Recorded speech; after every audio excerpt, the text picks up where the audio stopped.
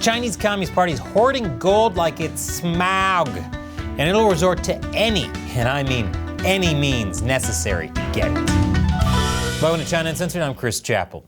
Real quick, last episode I mentioned YouTube is secretly unsubscribing people. I know that sounds unbelievable, but check out the responses I got.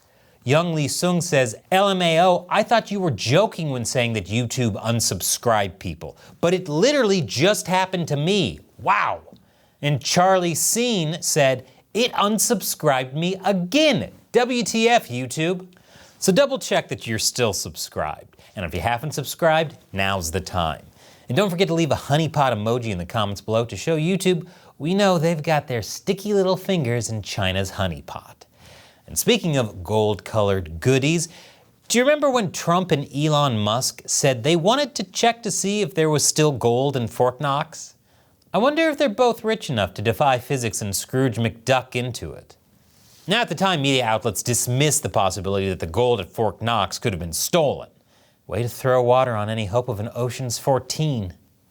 U.S. News called it a publicity stunt. Other media outlets called it a conspiracy theory. And as we all know, nothing the media refers to as a conspiracy theory ever winds up turning out to be totally true. But why did Trump and Musk even care? I mean, it's been a long time since the U.S. was using a gold standard.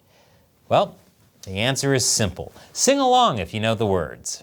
China, China, China, China, China. That's right, China. The issue is that for many years now, the CCP has been out to get as much gold as it can get its hands on. I mean, assuming an organization could have hands.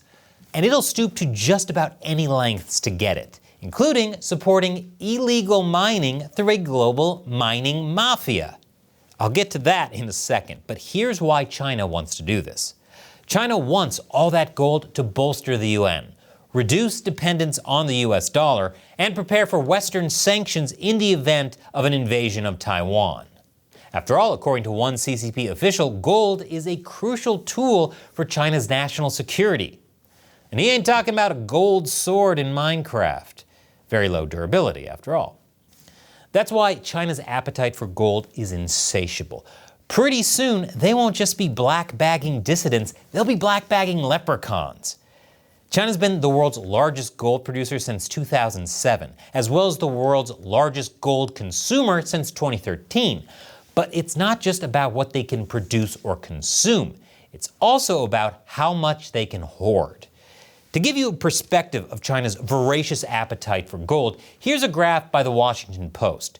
It shows China's central bank gold purchases since 2002. China is the line on top, while the US and Germany's gold acquisitions are the lines below zero. The CCP might be the only people on the planet that love gold more than Trump. And that's just the gold purchases China reports. Goldman Sachs estimated in a September 2024 report that Chinese central bank gold purchases may have been as much as 60 tons higher than what the central bank declared. Goldman Sachs is lucky China hasn't hunted them down and tried to pry the gold out of their name, because no one would take them seriously if their name was Man Sachs. A gold analyst at Money Metals argues that in 2024, the central bank covertly bought 570 tons of gold. That means China is secretively buying 5 times more gold than it reported, and that China's currently sitting on more than twice what has been publicly admitted. China's response? More. More! A National People's Congress deputy argued in March that China's gold reserves are still insufficient and should be increased further.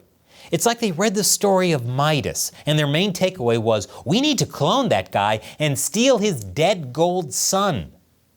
How to get all that extra gold? Illegal mining, of course. Chinese illegal mining operations have been discovered all over the world, from the Democratic Republic of the Congo to Ghana to French Guiana, Papua, and Nigeria, among others. The CCP yearns for the mines. That's why it's run by a bunch of children. But no matter how much countries crack down on illegal Chinese gold miners, the miners keep coming. This is especially a problem in Ghana. The country has deported thousands of illegal Chinese gold miners. In the past few months alone, Ghana authorities have arrested hundreds of Chinese nationals for illegal mining, which is also locally called galamsey. The more you know. But more illegal Chinese miners just keep coming. Ghana's Land and Natural Resources Minister says miners who are deported are routinely able to find their way back into the country. The poster child of this problem is Ghana's Chinese queen of illegal gold mining, Huang, also known as Aisha. Now, I ain't saying she's a gold digger. Actually, no, that's exactly what she does. Despite being arrested multiple times between 2018 and 2022, the Queen kept returning because she couldn't resist the lure of Ghana's gold. She even managed to acquire a national ID card. And Ghana has tried seeking the help of Chinese authorities, but to little avail. Why am I not surprised? A lawmaker in Ghana complains that the Chinese government is doing nothing about rampant illegal Chinese gold mining and has even called the CCP complicit in Ghana's environmental destruction. Other countries like Indonesia likewise complain that the Chinese aren't cooperative in cracking down on illegal gold miners. And it's not just about Chinese nationals making profit through questionable means. This is a CCP-led problem. According to the Washington Post, many of these mining operations are directly led by Chinese private investors with little to no oversight, leading to allegations from gold-rich countries that Beijing is permitting the ransacking of gold deposits abroad. But it's worse than that. In fact, the CCP isn't just allowing illegal mining, it's encouraging it.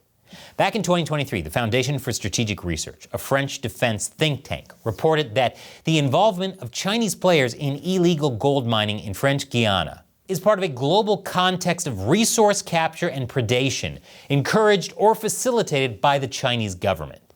And if you don't think China would overstep its bounds to lay claim to something that doesn't belong to it, then I might point you to Tibet, Xinjiang, the South China Sea. I could go on.